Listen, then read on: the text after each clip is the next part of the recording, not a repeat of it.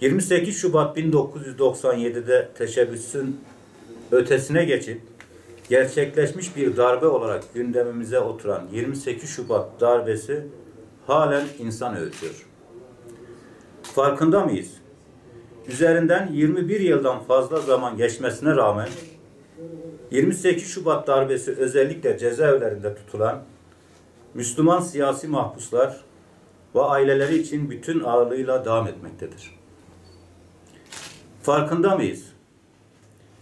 Beraat etmesi gerekirken aynı torba dosyaya dahil edildikleri için müebbet hapis cezası verilen, en ağır yorumla bile adli nitelikli süreli hapis cezası alması gerekirken siyasi nitelikli müebbet hapis cezası verilen, delil niteliği tartışmalı olup Amerika Birleşik Devletleri'nde deşifre edilmiş dijital kayıtlarla cezalandırılan, avukatsız, işkenceli ve her türlü aşağılık yöntemle onur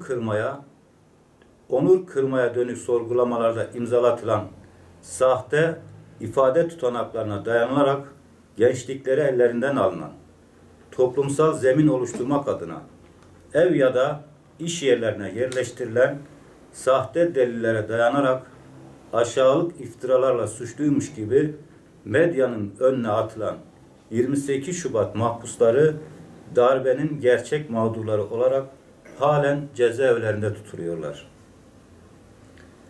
Farkında mıyız? Unutulmamalıdır ki farkında olmasak ve farkında olmamıza rağmen duyarsız kalırsak Allah karşısında verecek hesabımız olmayacaktır.